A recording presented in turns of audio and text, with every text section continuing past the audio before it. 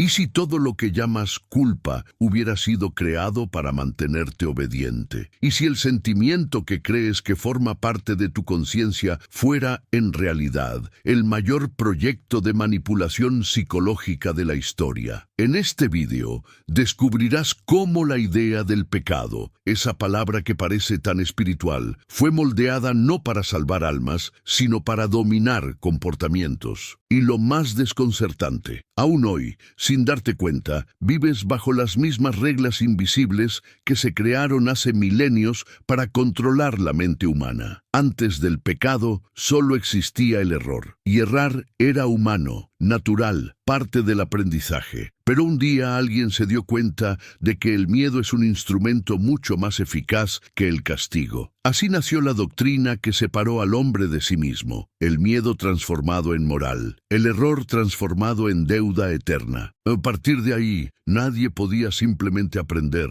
era necesario castigarse. Esta genial invención dio forma a un nuevo tipo de prisión, una prisión que no necesitaba muros, soldados ni cadenas. Bastaba con convencer al ser humano de que el enemigo vive dentro de él, que el deseo es impuro, el pensamiento es peligroso y el placer es pecado. Así, el control dejó de ser físico y pasó a ser íntimo, emocional, ininterrumpido. La moral, que antes nacía de la experiencia, se convirtió en un contrato espiritual, un contrato que nadie firmó, pero que todos estaban obligados a cumplir. El error dejó de ser una acción y se convirtió en esencia. El ser humano pasó a verse a sí mismo como imperfecto por naturaleza, alguien que debe purificarse para merecer el amor, el perdón e incluso la propia vida. Y cuando el error se convierte en identidad, la sumisión deja de parecer opresión y pasa a parecer virtud.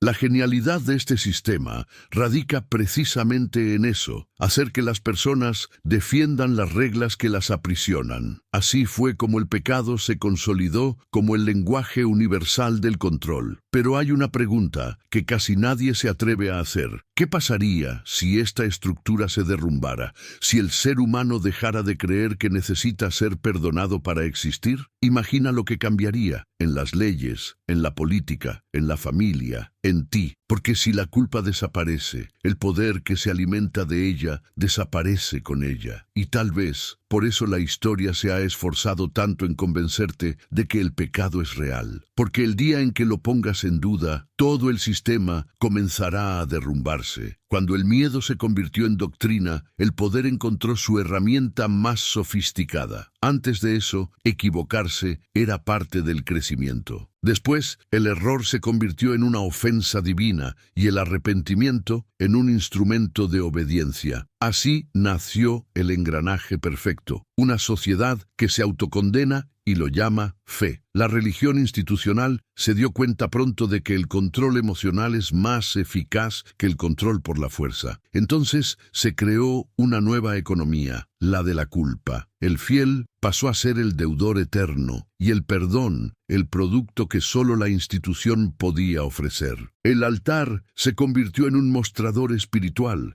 donde el miedo era la moneda y la sumisión, el pago. Con el tiempo, esta estructura se fue sofisticando. Pecar dejó de ser solo hacer algo malo, pasó a ser malo. La culpa dejó de referirse a los actos y pasó a habitar la identidad. Nadie podía librarse de ella por completo, porque no estaba en las manos, estaba en el corazón. Esto garantizó a la religión el dominio más difícil de conquistar, el dominio de la mente. A partir de ahí, la moralidad pasó a reescribirse según conveniencia. Lo que era pecado en un siglo se convertía en virtud en otro, dependiendo de quién interpretara lo divino. Esa maleabilidad fue el secreto de la perpetuación del poder, cambiar el código moral sin que nadie se diera cuenta de que era solo un código humano. Y lo más aterrador es que esta herencia no quedó en el pasado. Hoy en día, la culpa se utiliza con la misma precisión en otros sistemas. Gobiernos, publicidad, redes sociales. Con cada promesa de redención moderna se repite el mismo argumento antiguo. Primero te convencen de que hay algo malo en ti. Luego te venden el remedio. Toda la sociedad ha sido educada para vigilarse a sí misma, para avergonzarse de su propio cuerpo, culparse por sus propios deseos, temer sus propios pensamientos. Y así, generación tras generación, el control se perpetúa, sin necesidad de un solo castigo visible. Ahora dime, ¿te has dado cuenta de cuántas veces has pedido perdón por ser quien eres? Si es así, escribe en los comentarios: el pecado no nació conmigo. Quiero ver cuántos de vosotros habéis entendido que la culpa no es conciencia, sino una herramienta de control. El pecado fue más que una invención religiosa, fue una ingeniería emocional. Rediseñó la forma en que el ser humano se percibe a sí mismo. Al transformar el error en culpa y la culpa en identidad, se creó un mecanismo de control tan íntimo que el propio prisionero pasó a vigilar su celda. Esta estructura psíquica moldeó civilizaciones enteras, enseñando a generaciones a confundir el arrepentimiento con la virtud y el sufrimiento con el mérito. La obediencia dejó de ser una imposición y se convirtió en deseo. El control, en definitiva, se disfrazó de salvación. Esta transformación no fue solo teológica, sino también política, económica y psicológica. Cuando el hombre aprendió a culparse a sí mismo, se volvió predecible, y cuando se volvió predecible, se volvió gobernable. La culpa pasó a funcionar como un código invisible que ordenaba comportamientos, silenciaba preguntas y definía quién merecía amor, poder o perdón. A partir de ese momento, el sistema ya no necesitaba muros, solo conciencias condicionadas. Con el tiempo, esa culpa se infiltró en la cultura, en el cuerpo y en el lenguaje. Las escuelas enseñaron que el error es vergüenza, no aprendizaje. Las familias enseñaron que obedecer es amar. Las religiones enseñaron que el sufrimiento acerca a Dios. Y así, generación tras generación, el ser humano se acostumbró a sentir el dolor como si fuera el destino y a llamar a ese dolor fe. La genialidad de este mecanismo radica en su autosostenibilidad. Cuanto más culpa siente el individuo, más dependiente del sistema se vuelve. A partir de esta lógica, la humanidad aprendió a castigar todo lo que la hace viva. El deseo se consideraba una amenaza, el placer, una desviación, el pensamiento libre como rebeldía. Se creó una ética de la mutilación emocional, en la que la pureza vale más que la conciencia y el silencio vale más que la verdad. Y de forma casi irónica, este ideal de pureza fue lo que más corrompió al ser humano, porque lo alejó de su propia naturaleza. Pero hay algo más profundo en este proceso. El pecado redefinió el amor. Amar dejó de ser un encuentro y pasó a ser expiación. Las relaciones se convirtieron en penitencias recíprocas en las que cada uno intenta merecer al otro. Así, lo que antes era comunión se transformó en prueba de pureza. El amor dejó de liberar y pasó a redimir. Y cuando el amor necesita redimir, ya no es amor, es culpa disfrazada de afecto. El cuerpo, por su parte, se transformó en territorio de vigilancia moral. El placer pasó a ser el enemigo a combatir. El cuerpo dejó de ser templo y se convirtió en prisión. La carne se asoció a la caída y la mente a la pureza. Esta dicotomía sustentó siglos de represión y dio lugar a la creencia de que lo sagrado solo habita en lo que se niega. Así, cuanto más se niega el hombre a sí mismo, más cree acercarse a lo divino. Y en medio de todo esto, una pregunta resuena en silencio. ¿Quién se beneficia cuando el ser humano se odia a sí mismo por existir? Porque mientras el individuo carga con la culpa como una cruz, siempre hay alguien que se alimenta de su penitencia. La culpa colectiva fue el cemento con el que se construyeron imperios. Cuando pueblos enteros creen que son deudores de una entidad invisible, se vuelven dóciles, sumisos y predecibles. Así fue como las religiones, las monarquías y los estados aprendieron a utilizar el mismo principio: convertir la moral en una herramienta de administración. La doctrina de la culpa fue el manual de instrucciones para el control de las masas, una ingeniería social disfrazada de espiritualidad. Con el tiempo, el pecado dejó de ser solo una cuestión de fe y se convirtió en una forma de economía simbólica. El perdón pasó a tener un precio y el arrepentimiento un protocolo. El templo se convirtió en un mercado del alma, y cuanto más se veía el fiel como pecador, más generoso se volvía con las instituciones que prometían su salvación. La religión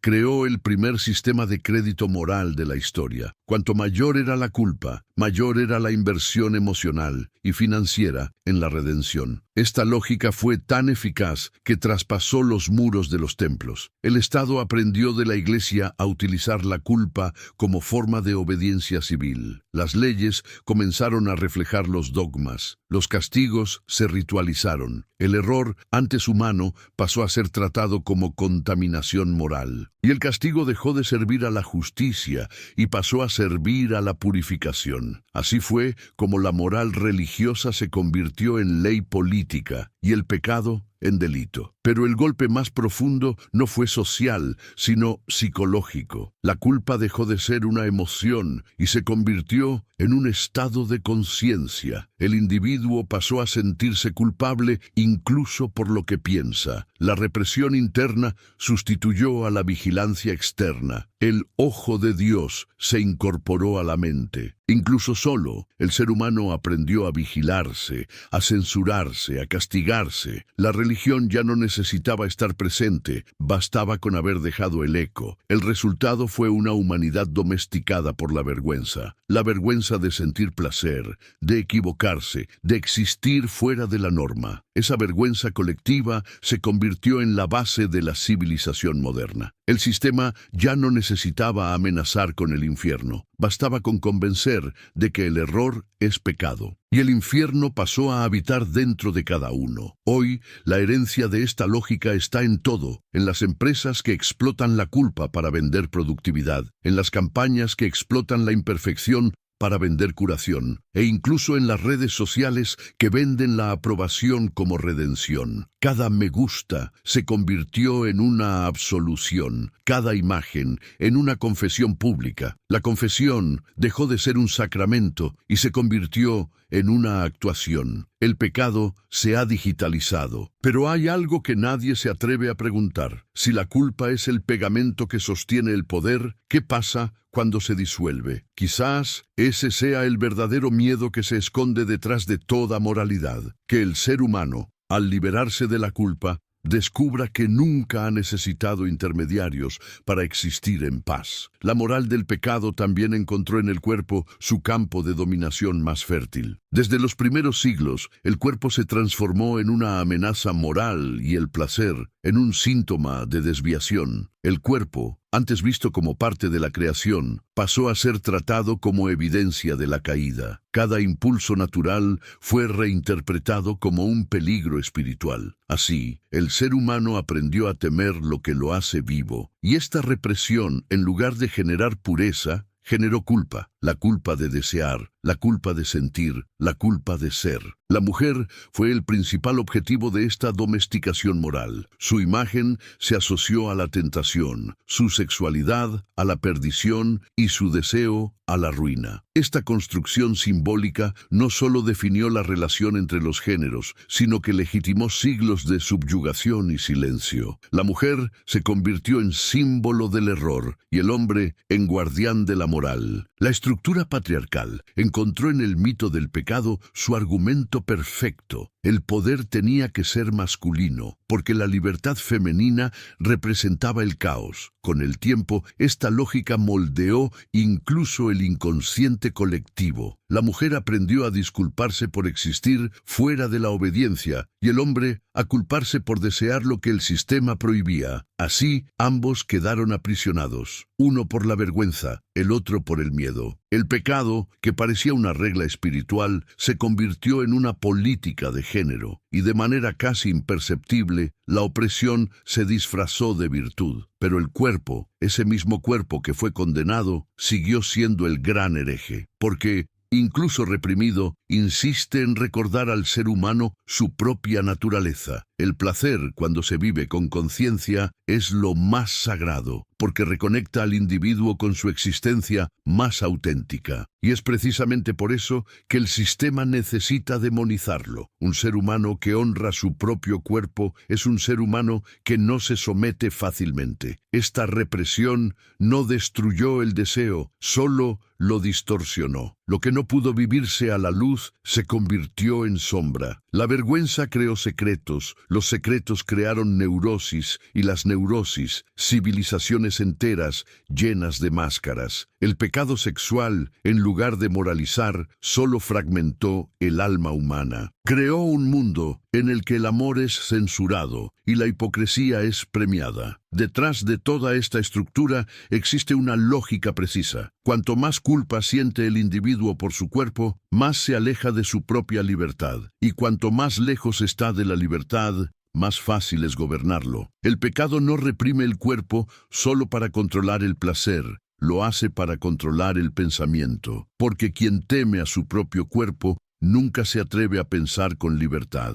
Y quien no piensa libremente nunca se da cuenta de que le han enseñado a avergonzarse de lo que le hace humano. El pecado fue la primera tecnología de control emocional masivo. Antes de que la religión dominara por la fe, dominaba por la culpa. Se creó un sistema en el que la obediencia no necesitaba imponerse, sino que surgía espontáneamente de la vergüenza. La conciencia se convirtió en una herramienta política. Y cuando la mente fue colonizada por la culpa, el cuerpo pasó a ejecutar órdenes invisibles. El control absoluto nació allí, dentro de la mente culpable, silenciosa y devota. Este sistema fue tan eficaz que se convirtió en modelo para todas las formas posteriores de poder. Los gobiernos aprendieron de los templos, las empresas aprendieron de los sermones, los medios de comunicación aprendieron de las confesiones. El miedo moral se actualizó y se distribuyó a escala industrial. El error dejó de ser un acto humano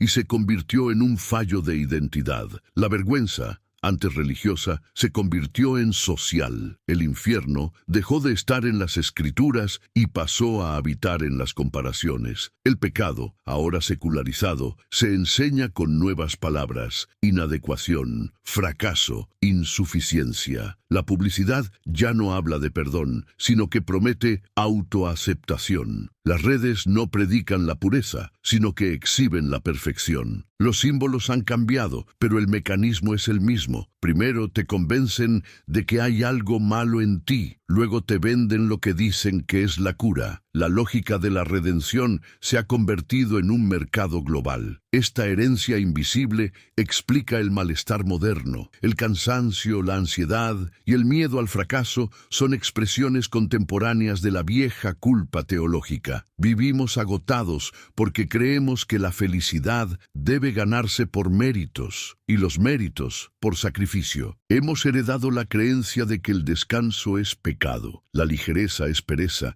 y el placer es distracción. Y así la humanidad sigue autoflagelándose, ahora con metas e informes en lugar de oraciones. La modernidad no ha abolido el pecado, solo lo ha traducido. Hoy en día viste traje, firma contratos, sonríe en campañas publicitarias y promete éxito a cambio de más esfuerzo. El altar ha sido sustituido por la pantalla, la penitencia por la productividad, la salvación por el reconocimiento. La religión ha cedido espacio a la ideología, pero el ritual permanece: trabajar, culparse, buscar aprobación y volver a empezar el ciclo. Pero hay una pregunta que pocos se atreven a afrontar. ¿Qué pasaría si el ser humano dejara de buscar la redención? ¿Y si, de repente, nadie se sintiera en deuda? ¿Y si el mundo entero se diera cuenta de que no tiene que pagar por existir? Quizás ese sea el miedo más profundo de todos los sistemas, el de una humanidad que finalmente se sienta inocente. La historia del pecado es también la historia de la manipulación de la conciencia, desde el momento en que se convenció a la humanidad de que la libertad es soberbia. Pensar se convirtió en un acto peligroso. La fe, cuando se instrumentalizó, no tuvo que prohibir el pensamiento, bastó con convertirlo en motivo de culpa. Así, el miedo a desagradar a lo divino se transformó en autocensura. Y el control más eficaz no fue impuesto por reyes ni sacerdotes, sino por el propio individuo que aprendió a vigilar su propia mente. Este modelo psicológico de control se infiltró tan profundamente en la cultura que moldeó el inconsciente colectivo. La autonomía pasó a confundirse con arrogancia, la duda con desobediencia, el cuestionamiento con pecado, y fue precisamente esta confusión la que mantuvo el poder intacto durante siglos. Porque un pueblo que teme pensar nunca se dará cuenta de que está siendo manipulado. La represión del pensamiento se disfrazó de humildad espiritual. El individuo aprendió que debía callar ante el misterio y aceptar la autoridad como voz divina. La obediencia se convirtió en virtud, y cuanto más silenciosa era la conciencia, más dócil era el cuerpo. La mente humana, hecha para crear, fue entrenada para someterse. Así, el pecado pasó a operar no solo sobre el comportamiento, sino también sobre la imaginación, el territorio más libre del ser. Con el tiempo, esta estructura se expandió más allá de la religión. Las ideologías heredaron el mismo mecanismo: condenar el pensamiento divergente como inmoral. La herejía teológica dio paso a la herejía política, filosófica y cultural. El sistema ya no necesitaba dogmas sagrados, bastaba con decretar nuevas formas de pureza. Cambiaron los templos, pero no el altar de la culpa. La consecuencia más devastadora de esta herencia es el miedo a la propia grandeza. El ser humano aprendió a desconfiar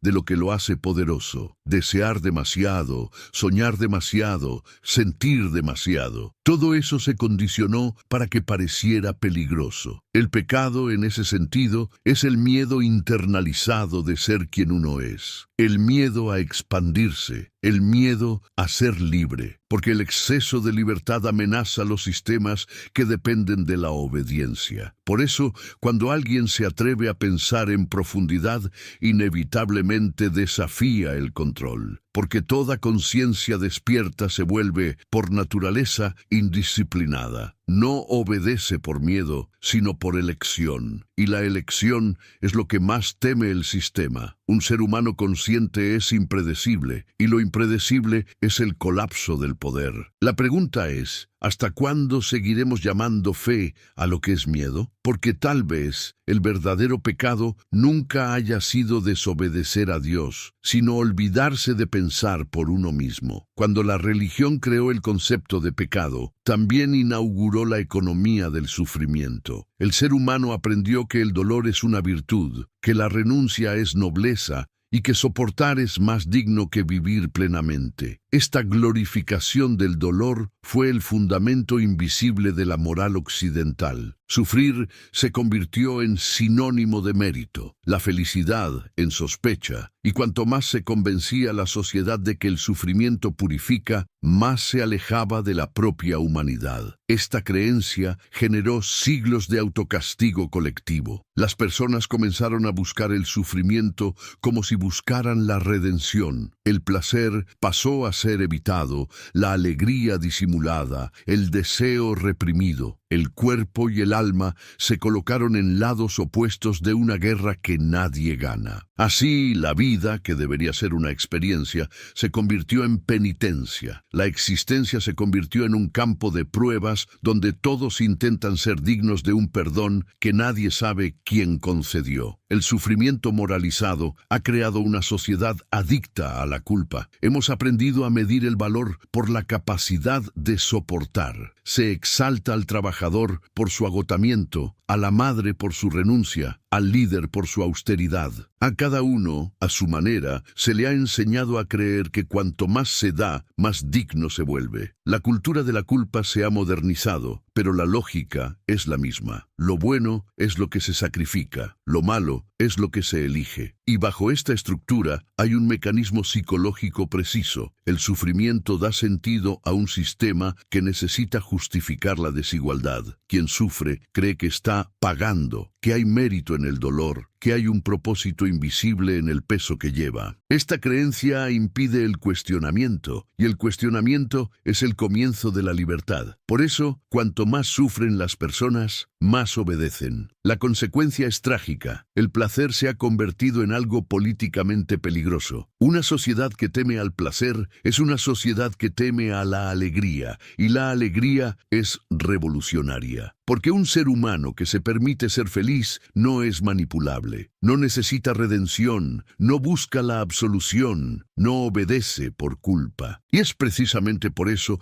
que toda estructura de poder teme al placer, porque destruye la dependencia. El pecado, en el fondo, es la institucionalización de la tristeza. Es la creencia de que el dolor es necesario, que la alegría es culpa y que la ligereza es debilidad. Esta mentalidad ha moldeado imperios y educado generaciones. Pero el precio ha sido alto. Hemos aprendido a temer lo que nos libera, a confundir la conciencia con el castigo, a creer que vivir plenamente es peligroso. Y si el mayor acto de fe no fuera la renuncia, sino la entrega, y si la verdadera pureza no estuviera en negar el placer, sino en vivirlo con presencia y conciencia, quizás lo que llamamos pecado no sea más que el miedo ancestral a descubrir que la vida nunca ha necesitado autorización para ser vivida. El pecado también redefinió la noción de justicia. Antes, la justicia era reparación, después se convirtió en castigo. Cuando la moral se infiltró en las leyes, el error dejó de corregirse y pasó a castigarse. El objetivo dejó de ser el aprendizaje y pasó a ser el control. La venganza moral se disfrazó de justicia divina y así el sufrimiento ajeno se convirtió en espectáculo social. Castigar se convirtió en sinónimo de purificar, el castigo de redención, la crueldad de virtud. Esta mentalidad se mantuvo viva incluso después de que los templos perdieran poder. La sociedad moderna solo actualizó el altar. Hoy en día, el pecador es expuesto en las pantallas, juzgado en masa, condenado por la opinión pública. La cancelación es la versión digital de la antigua hoguera. Las herramientas han cambiado, pero el impulso es el mismo, la necesidad de un enemigo que simbolice el mal, para que los demás puedan sentirse puros al condenarlo. La cultura de la culpa ha encontrado en las redes sociales el tribunal perfecto y, en los me gusta, el aplauso moral. La justicia moderna ha heredado el mismo veneno de la teología antigua, la idea de que hay que sufrir para demostrar el valor. Las prisiones son templos de la culpa, las leyes, sus mandamientos y los jueces, sus sacerdotes. En ellas no se busca la transformación, sino la penitencia. El sistema no quiere regenerar, quiere disciplinar. Y mientras haya quienes crean que el castigo es moral, el poder seguirá disfrazándose de justicia. La culpa colectiva alimenta este ciclo. Cada sociedad necesita a alguien que cargue con el peso de la condena, un culpable ejemplar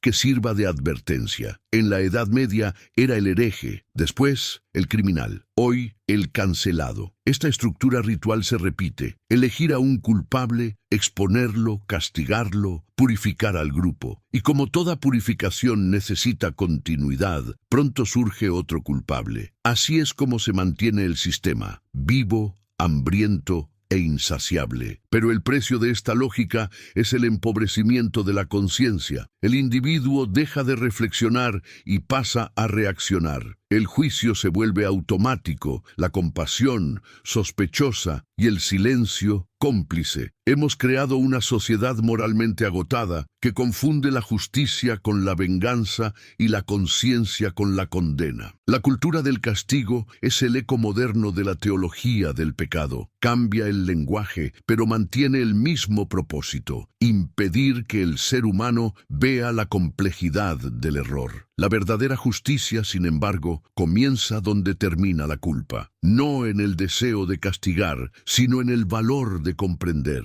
Mientras la culpa domine el pensamiento colectivo, la justicia seguirá sirviendo más al poder que a la verdad. Porque quien controla el significado del error, controla el comportamiento de toda una sociedad. Pero, ¿qué pasaría si el error dejara de ser un delito y volviera a ser un aprendizaje? Si la culpa dejara de ser un castigo y volviera a ser conciencia, quizás la civilización necesitaría reinventarse desde cero, y eso es precisamente lo que teme el poder. El pecado fue también el molde invisible del capitalismo moderno. Cuando la teología enseñó que el sufrimiento purifica, la economía aprendió que el esfuerzo dignifica. El trabajo se convirtió en el nuevo altar y el éxito en la nueva salvación. El cuerpo que antes se inclinaba en oración pasó a inclinarse en productividad. La fe cambió de nombre, pero la doctrina es la misma: trabajar mucho, sentir culpa al descansar y buscar la redención en la aprobación de los demás. El pecado fue rebautizado como fracaso. La culpa espiritual se transformó en culpa social. El trabajador que fracasa siente el mismo peso que el fiel que peca. La penitencia ahora es el exceso de esfuerzo, el cansancio disfrazado de virtud. El mérito se ha convertido en redención. Y cuanto más agotada está la persona, más cree que está cerca de la gracia de la aceptación, de la validación, de la pertenencia. La moral religiosa se ha diluido en el mercado y el capitalismo se ha convertido en su extensión secular. Las redes sociales son el confesionario moderno. En ellas, la confesión se ha convertido en una actuación. Mostrar vulnerabilidad se ha convertido en una estrategia, y la autocastigo se ha convertido en moneda de empatía. Cada error es un espectáculo, cada superación, una absolución pública. La vida se ha convertido en liturgia, el feed se ha convertido en altar y el compromiso en la nueva salvación. El pecado ha abandonado los púlpitos y ha entrado en el algoritmo. Esta dinámica crea una humanidad constantemente cansada, siempre tratando de redimirse por no ser suficiente. El sistema necesita esta culpa para funcionar, porque una persona que se siente completa no consume, no se compara, no compite. La economía depende de la sensación de insuficiencia. La religión y el mercado solo han cambiado de trono, pero siguen reinando sobre el mismo miedo, el de no ser nunca lo suficientemente digno. Lo más perverso es que esta lógica se disfraza de moralidad. Llaman autodesarrollo al mismo proceso de autonegación que la teología llamaba penitencia. El discurso moderno solo ha sofisticado el castigo. Ahora está revestido de propósito, motivación y disciplina. La culpa, antes sagrada, se ha vuelto productiva. El sistema descubrió que puede lucrar con el dolor. Basta con llamarlo crecimiento personal. Pero hay un rayo de luz en medio de todo esto, porque cada vez que alguien cuestiona esta lógica y se permite simplemente existir, sin justificarse, sin demostrar nada, sin castigarse, un engranaje del sistema se oxida. Un ser humano que se acepta por completo es un fallo en la programación. Y es precisamente en los fallos donde reside la libertad. Si esta reflexión te ha parecido lógica, si en algún momento te has dado cuenta de que la culpa te ata más de lo que te guía, dale al me gusta, suscríbete y activa la campana. Estos sencillos gestos ayudan a difundir una idea que el sistema teme: que nunca has necesitado la culpa para ser completo. Incluso cuando las religiones perdieron el monopolio de la fe, el pecado siguió vivo, transfigurado en cultura, lenguaje y comportamiento. Dejó de ser una doctrina explícita y se convirtió en una lente invisible. Pasó a definir lo que es aceptable sentir, lo que es correcto desear y lo que está permitido ser. Incluso quienes se dicen libres de la religión siguen llevando las marcas de esa moral ancestral. Cuando alguien se siente culpable por descansar, avergonzado por desear o temeroso de equivocarse, está obedeciendo al mismo código antiguo, solo que con otro nombre. Esta herencia moldea el inconsciente colectivo como una sombra persistente. A los niños se les enseña desde pequeños que deben ser buenos para ser amados, a los adultos que deben ser correctos para ser aceptados, a los ancianos que deben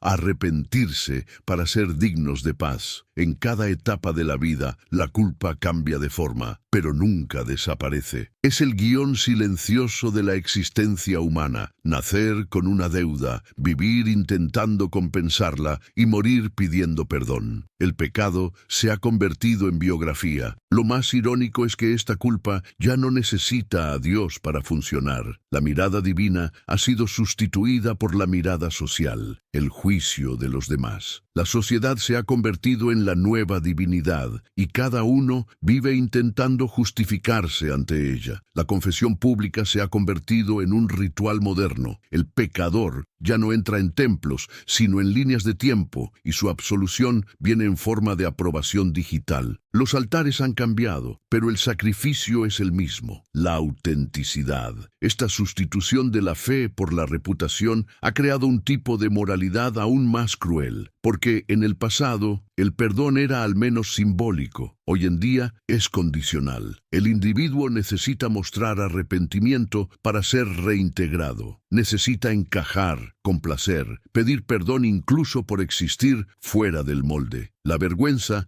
se ha convertido en moneda de pertenencia. Y cuanto más busca el ser humano la aprobación, más se aleja de su propia esencia. Detrás de esto hay una dinámica psicológica precisa. La culpa produce dependencia. El individuo que cree que es malo por naturaleza siempre necesitará a alguien que lo absuelva. En el pasado, ese papel lo desempeñaba el sacerdote. Hoy en día, lo desempeña el público. Y mientras exista la necesidad de ser perdonado, habrá alguien dispuesto a vender el perdón, ya sea en nombre de Dios, de la moral o de la imagen. El mercado de la culpa es eterno. La libertad, por lo tanto, no es solo política, es psíquica. Liberarse del pecado no significa negar los valores, sino recuperar el derecho a equivocarse sin odiarse a uno mismo. Significa reconciliarse con el propio instinto, con el cuerpo, con el deseo. Es el acto de mirar hacia adentro y darse cuenta de que no hay que pagar nada, porque el amor verdadero, ya sea humano o divino, no cobra factura moral. Pero hay una profunda resistencia dentro de nosotros, algo que teme la idea de ser libre, porque si no hay culpa, tampoco hay excusa,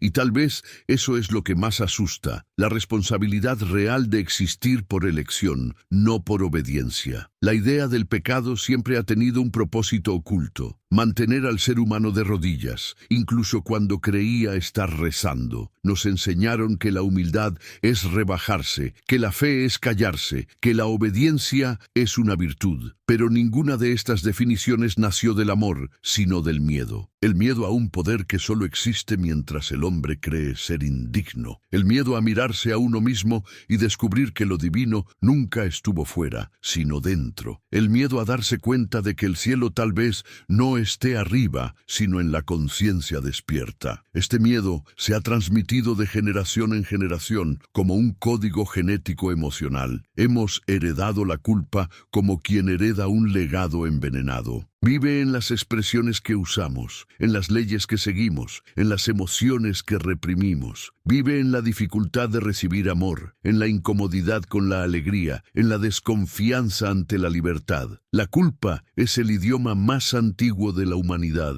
Todos lo hablan, incluso sin darse cuenta. La fuerza del pecado siempre ha estado en su sutileza. No necesitó destruir el amor, solo condicionarlo. No necesitó prohibir la libertad, solo hacerla aterradora. No necesitó negar el placer, solo asociarlo a la vergüenza. Así, la humanidad fue educada para vivir dentro de una jaula cuyas rejas son invisibles, y lo más trágico es que de tanto repetirlas, llegamos a creer que son naturales. Pero hay una grieta creciente en este sistema. En algún punto del alma colectiva, algo comienza a despertar. Personas cansadas de pedir perdón por existir, cansadas de inclinarse, cansadas de sentir culpa por sentir. Ese cansancio es el comienzo de la conciencia, porque el alma humana, aunque adiestrada, nunca olvida el sabor de la libertad. Y por mucho que el sistema intente silenciarla, siempre habrá un pensamiento que se escape, una emoción que se desborde, una voz que susurre: esto no es natural. Esa voz es el principio de la revolución interior,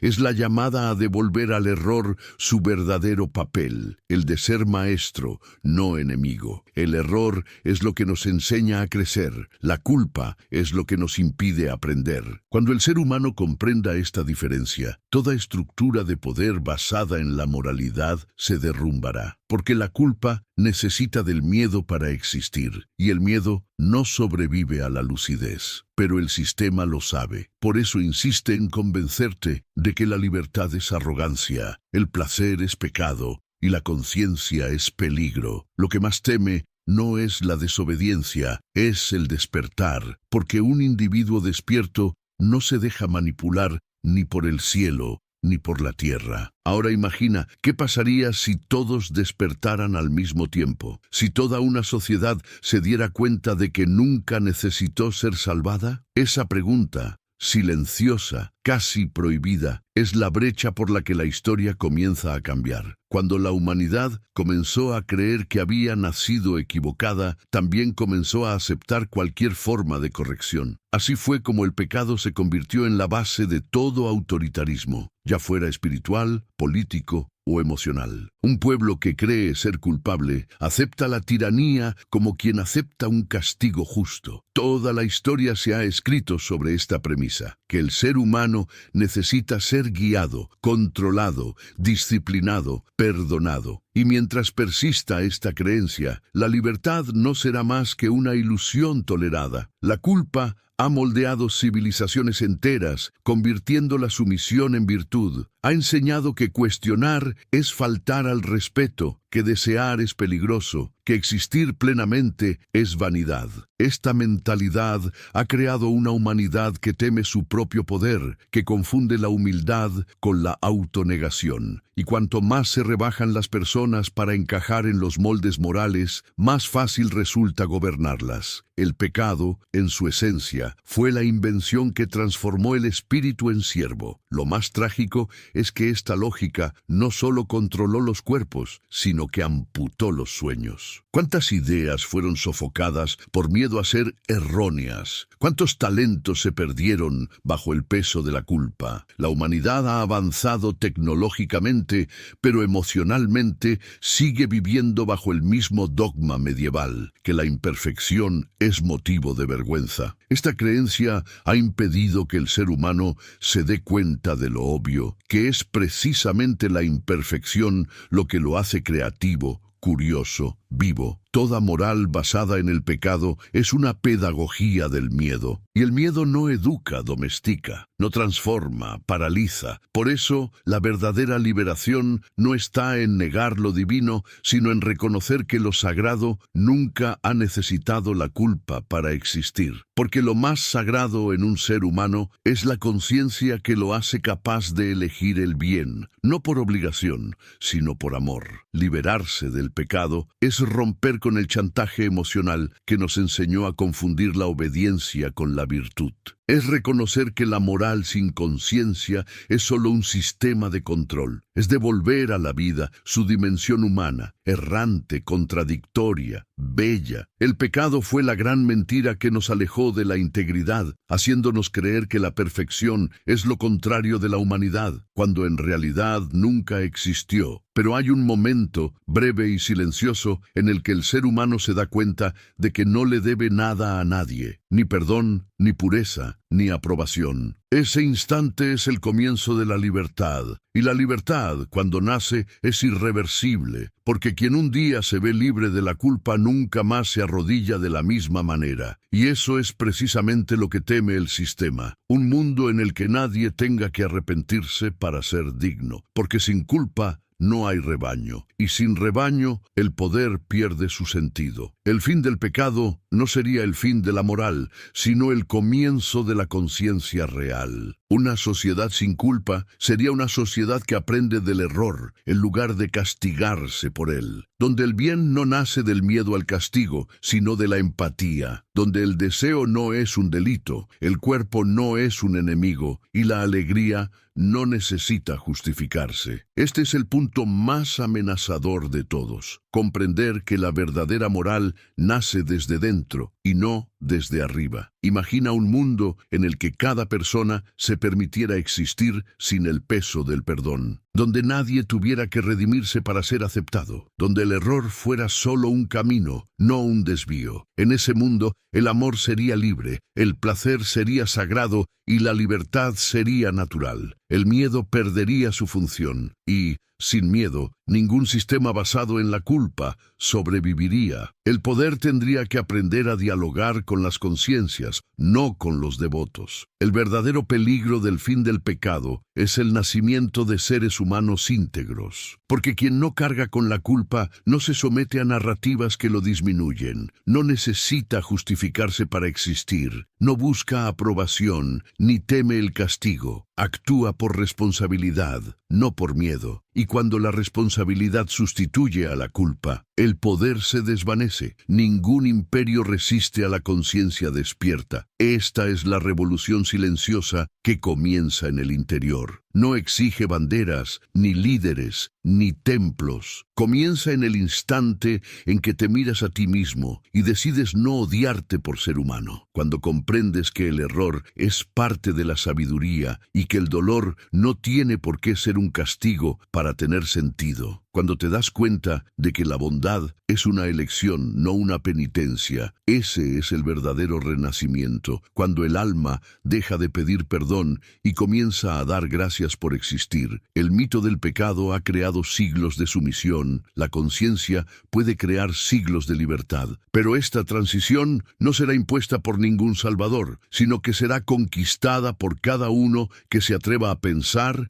sentir y amar sin culpa. Porque el amor, cuando es libre, se convierte en la fuerza más subversiva del mundo. Disuelve el miedo, desarma el control y devuelve a la vida lo que siempre ha sido: movimiento, imperfección, belleza. Quizás la humanidad aún necesite algo de tiempo para comprender esto. Quizás aún necesite tropezar, caer, equivocarse, pero por primera vez, sin odiarse por ello. Porque el fin del pecado no es un acontecimiento, es un proceso que comienza cuando alguien, en silencio, decide dejar de pedir permiso para existir. Y cuando ese gesto se multiplique, cuando millones de personas se den cuenta de que nunca nacieron equivocadas, la historia volverá a comenzar, porque lo contrario del pecado nunca fue la santidad, fue y siempre será la conciencia despierta.